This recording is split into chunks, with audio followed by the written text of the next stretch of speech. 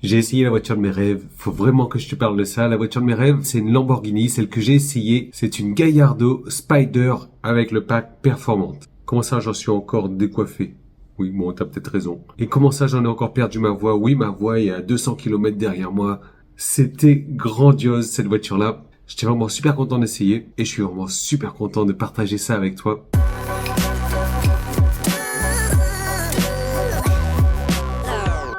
Je vais juste commencer par, petite parenthèse, pour remercier Jean-Marc, si tu regardes cette vidéo, de m'avoir permis, déjà d'essayer la voiture en tant que passager, mais aussi en tant que conducteur.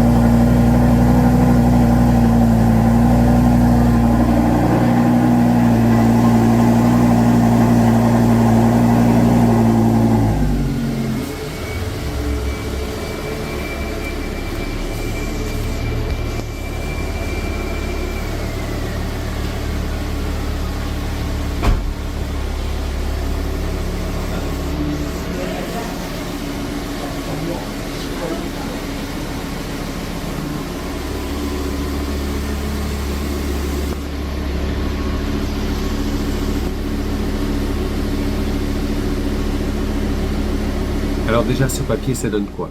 C'est 570 chevaux. 40 chevaux de plus par rapport au pack performante. Donc 570 au lieu de 530. 1 tonne 5, 2 places. Et 0 à 100 en 3 secondes 9. Donc on est vraiment pas mal. J'ai pas réussi à avoir l'information. Enfin, j'ai pas cherché l'information sur les décibels, mais on s'en fiche.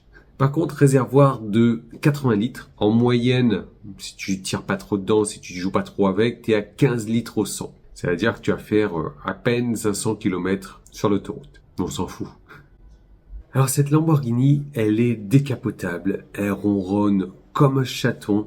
Et ça, c'est vraiment impressionnant parce que c'est un petit chaton. Quand tu ne rabaisses pas la petite vitre derrière, quand tu la baisses, ça peut devenir un diable. Franchement, c'est wow.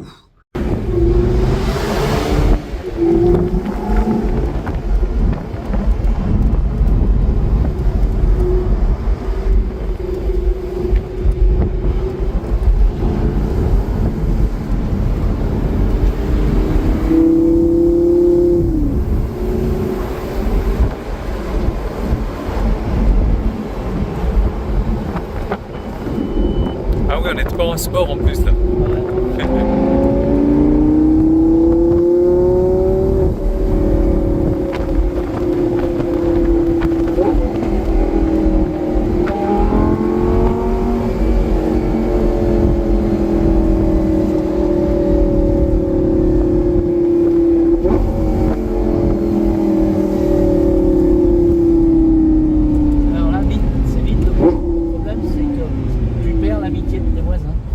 Ah oui. Ah ouais, il faut pas sortir la nuit là. Ça a une tenue de route, c'est exceptionnel. Et c'est un peu ça le problème. Elle est taillée pour circuit et non pas pour route. Mais avant d'en venir un petit peu au côté négatif de cette Lambo, je te laisse vraiment apprécier ces images, ce son, ces sensations, ces vibrations que j'ai pu vivre. Ça fait comme la Tesla. Ouais. La différence, la Tesla, c'est plus linéaire, ouais. Parce que là, dès qu'on passe une vitesse, ça se coule les bretelles. Et j'ai remarqué, quand je prends l'avion, je me mets comme ça. Ah oui. Et ça m'emmène pas comme la voiture. Ouais, tout à fait. Les accélérations sont plus linéaires, moins foudroyantes. C'est plus doux. Et c'est pas plus mal. Parce qu'il y en a, hop, ils craignent. Hein, comme Brigitte, elle encaisse pas.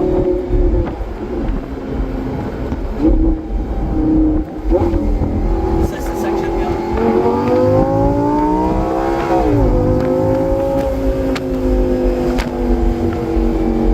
Rétrograde. Ouais. Ça fait un peu de la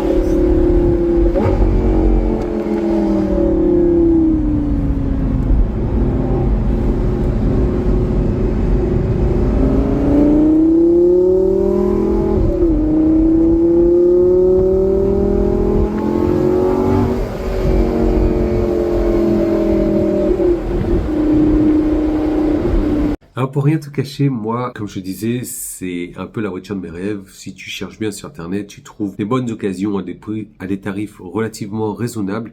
Et je me suis longtemps posé la question, est-ce que je prends une Tesla? Est-ce que je prends une Lamborghini? Et à l'époque, on était 3 dans la famille et faire un road trip en Lambo avec 2 places, c'est mort. D'autant plus que pour mettre les bagages, c'est mort. En Lamborghini, tu vas un week-end, pas plus, quoi. T'as vraiment un tout petit coffre à bagages et en plus, il faut acheter le bagage Lamborghini qui coûte une blinde, forcément, qui va s'adapter parfaitement à la position du coffre, etc. pour pouvoir optimiser l'espace. Mais voilà, bon, c'est mort. Voilà pourquoi je suis parti sur Tesla. Mais il n'y a pas que ça. Comme je te disais, c'est vraiment voiture taillée pour circuit. Les sièges sont baquets, c'est pas forcément les sièges les plus confortables du monde. La voiture est très basse, d'ailleurs il y a une expression pour ça, hein. Donc tu rentres avec le chausse-pied, tu sors avec le tire-bouchon. Et si tu fais ça sur circuit, c'est bien, tu le fais au début de journée et tu ressors en fin de journée, mais si tu fais ça 10 fois dans la journée parce que tu as besoin d'aller faire tes courses, parce que tu as besoin d'autres choses, à la fin de la journée, tu conduis directement aux urgences et tu t'arrêtes là-bas, quoi. Oh Yann, le sourire qui tire. Je t'ai mis le siège assez loin, comme ça. Ouais. T'as le confort. À tout à l'heure, brave Jean. Alors attends que... Là, on va mettre les ceintures. Je dois en mettre au moins 4. Alors c'est un baquet. En fait, on peut avancer, reculer le siège, mais on peut pas... Tu peux pas le monter ou le descendre. Voilà.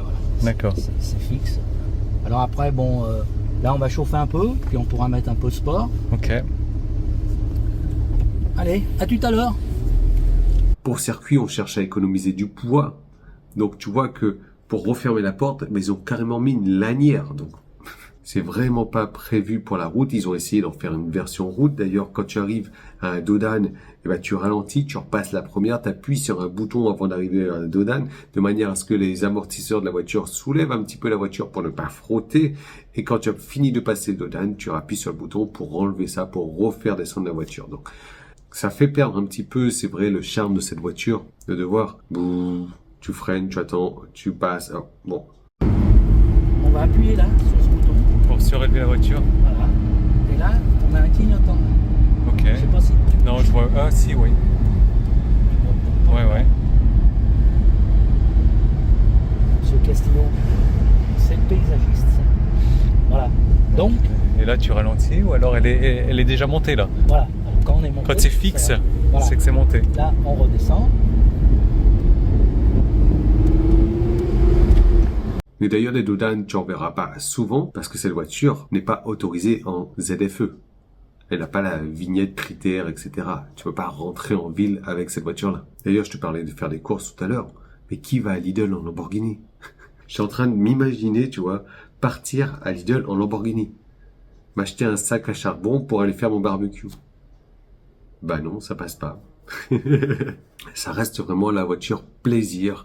Ça reste la voiture coup de cœur, ça reste la voiture que tu sors une fois de temps en temps parce que ça coûte très très cher l'entretien. Je te passerai les détails, mais on m'a donné des chiffres sur l'entretien de la voiture, c'est un truc de malade. Et je me souviens d'une vidéo qui avait fait polémique de Vibrequin qui disait que la voiture électrique, c'était génial en tant que second véhicule. Moi, voiture électrique, ça fait 2 ans que je l'ai en tant que premier véhicule et en tant que unique véhicule. Ça m'a pas empêché de faire 40 000 km avec, de partir en Croatie.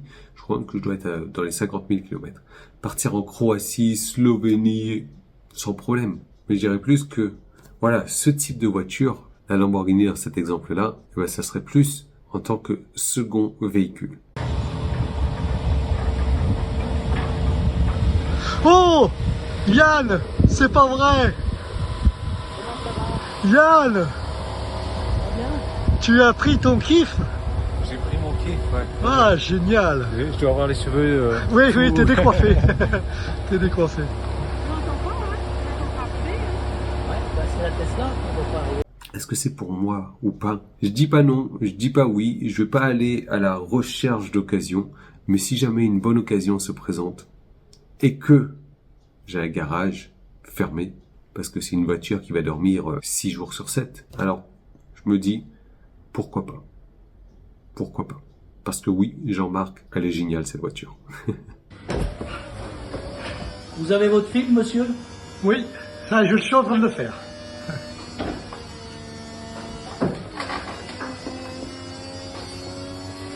Par contre, c'est loin d'être la plus rapide pour décapoter ou pour capoter. C'est plutôt lent comme système.